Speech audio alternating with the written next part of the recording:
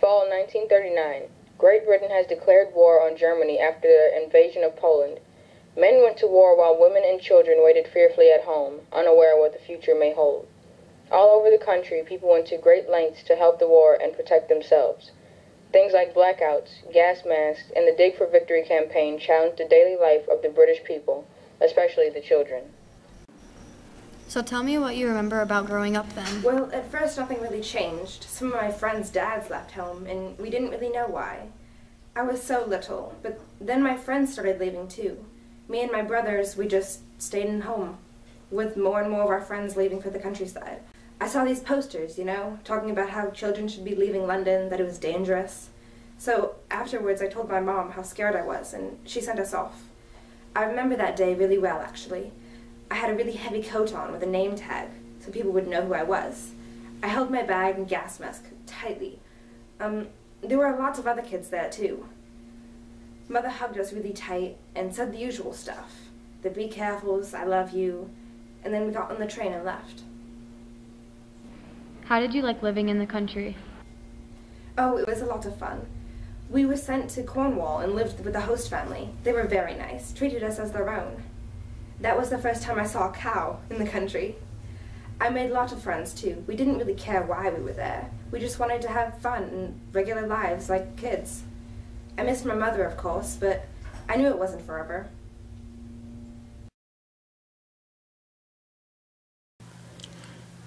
Out of fear that London's factories would be bombed, children were evacuated into the countryside.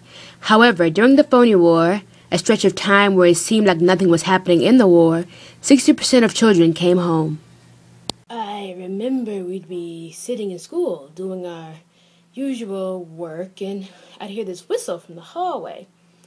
We had to stop everything we were doing and pick up our little brown box and pull out our gas mags. And keep on working after they were on. It was horrible. They smelled thick like rubber. They were hot, but we had to wear them. And we did what we were told because we were trying to be safe. We had these books too. I remember they were blue. Mine was blue.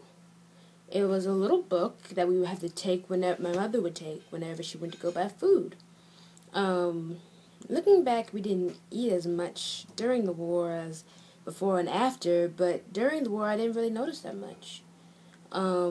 We made do with what we had, and my mother had a garden out back that she used to, balance out the food we were getting, and I would go out there and help her sometimes, and it was fun working in the garden. The Dig for Victory campaign was started due to the fear in Britain that the British Isles would be starved out when Germans stopped the trade ships from getting there. Families were encouraged to plant gardens and grow their own food, and their children often helped. As Hitler's regime plowed across Europe, his totalitarian government infiltrated the lives of children and teens alike. My older sister was in the Brunn du Cher Meadow, the League of German Girls First, and it looked like they were having so much fun, and I couldn't wait to join. She would come home and tell all about it, what they did that particular day, how they went swimming or spent time sewing dresses. Soon they made a club for girls my age, Young Girls League, and we took our oath on Hitler's birthday to join the club. I still remember it. I promised to do my duty in Hitler Youth in love and loyalty to Führer, and he had a lot of fun. We spent time cooking, doing arts and crafts, and sometimes we went on field trips to go camping. Then when I turned 14, I had to join the BDM, and the first thing we did was go on Land to Heart. We spent 8 months out in the country and play games, do farm work, and take care of the animals. We came home and the war broke out. After we did things like getting donations for the soldiers and making care packages for them, we even went to sing for wounded soldiers. All in all, I had fun in BDM. It taught us a lot of things like how to cook and take care of children. I remember our slogan was kinder, kuche, kirche, children, kitchen, church. And that sums up how I spent my youth. What got you into the Hitler Youth? Well, my brother had been going to these gatherings in the square every couple weeks with his friends, and one day I decided to go with him. They were at night, so I had to sneak out. The first time I went, I had gotten there late because by the time I arrived, the square and a half of the street that led up to it was filled with boys of every age. Little children at the back that were too small stood on their tiptoes to see over the heads of those taller than them. When Hitler and his party would march up on the stage, the chantings of "Hail Hitler" would swell until he was introduced. And even though Chirac would have been the center of attention while he was speaking, all eyes were still on the Chancellor. When he finally stepped up to speak, everything would suddenly go quiet. No one spoke. How do you think he convinced so many people to join him? One speech. All it took to be convinced was one speech. There was something about the way he spoke. He spoke with such pride and conviction and belief. He made you believe it too. You may not have had much to do with your country before, but you wanted to be involved now. You wanted to fight in some way, whether it was in the war or picking up trash. You wanted to help.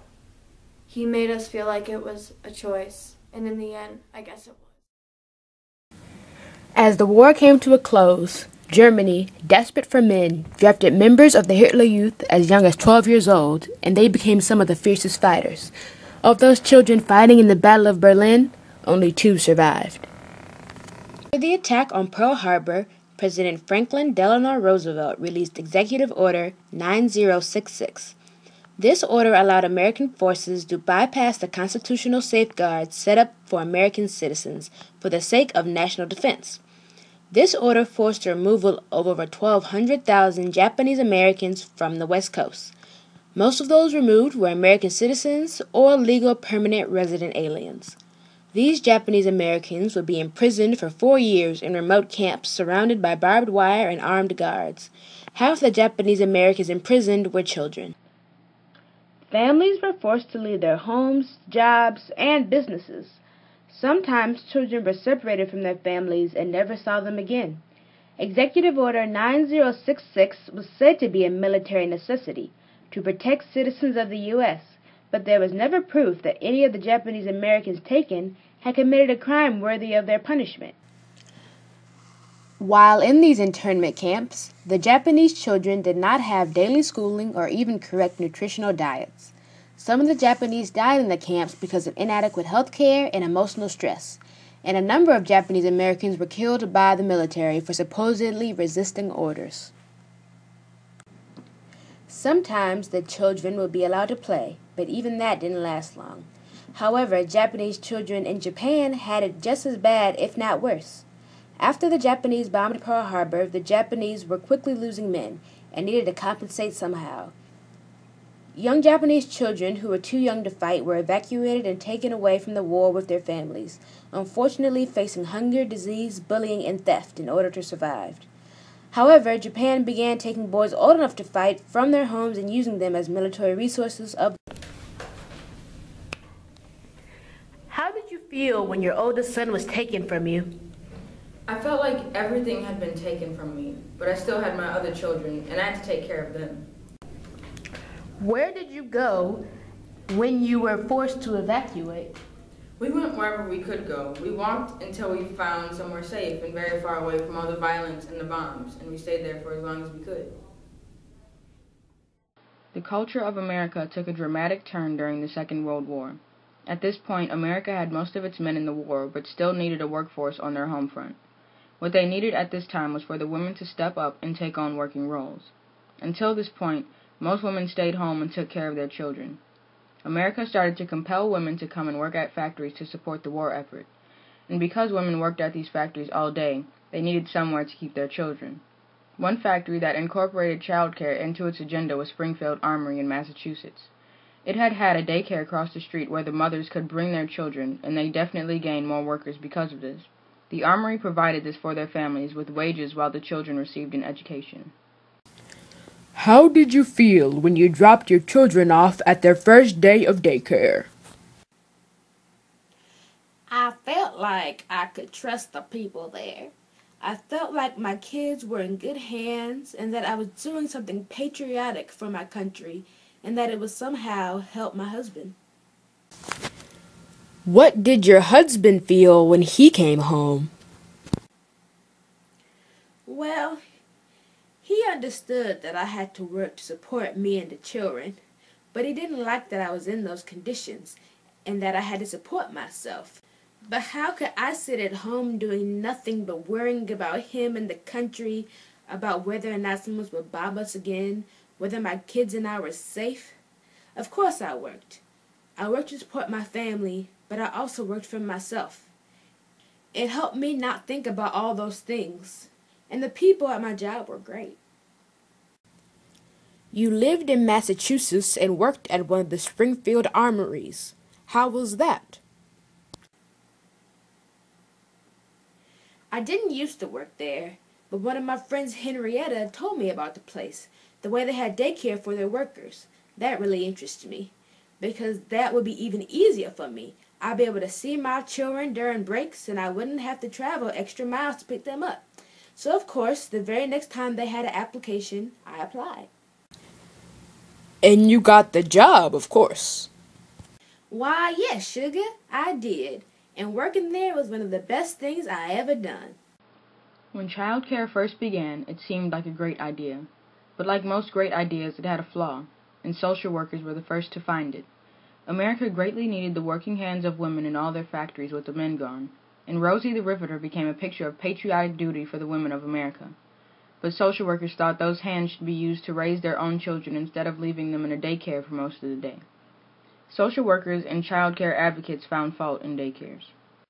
With child care decreasing, the need for it increased. This left mothers and children in a terrible spot. Daycares would often fill up, taking normal children, so mothers had nowhere to take them. While some children stayed in daycares during the day, some mothers were forced to leave their children at home. Some mothers quit their jobs or stopped looking to be with their children. As Hitler conquered Europe, he also committed major genocide.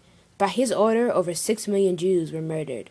All over Europe, families were sent to ghettos and concentration camps, and children were left in the hands of the Nazis. When the Germans came to our town, people were happy and threw flowers to them in the streets because the Russians were leaving. But then they started taking adults I knew away. Jewish leaders. My friend's father was taken, I remember. Warsaw Ghetto, it was truly hell on earth.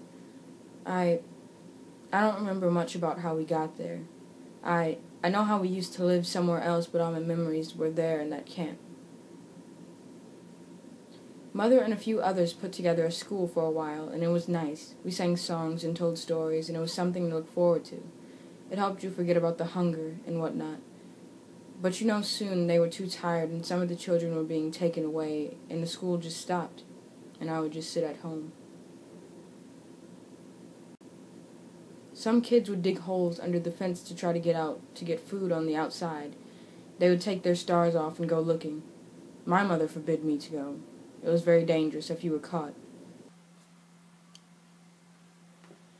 I was in Auschwitz. My older brother had already gone to a labor camp, I guess, and I don't remember much about the place except that it was always cold and there were people dying in the streets of hunger daily, and there was this big building, and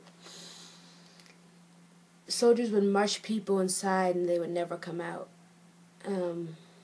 No one ever talked about the building, but even being as young as I was, I put two and two together and figured it out. There was a chimney on the building, too. It always smelled of burning flesh. It would make me sick. So much so you forget about the hunger, almost, by how bad it smelled. And they put a number on my arm, too. It was blue, and it hurt so much when they did it, but it's faded now. 76241. I can't get it off no matter how hard I try. On January 27, 1945, the Soviet army entered Auschwitz and liberated more than 7,000 remaining prisoners, including Selena and her sister and her mother. At the start of World War II, there were around 1.6 million Jewish children living where German armies would occupy. More than 1.2 million of these children were killed. Due to World War II, many children grew up without a mother or father. Many of them died, and those that lived did not have much of a childhood, due to their youth consisting of the Great Depression and World War II. However, through their struggle, children found hope and joy in small things, as children always do, and they grew up to be the next generation.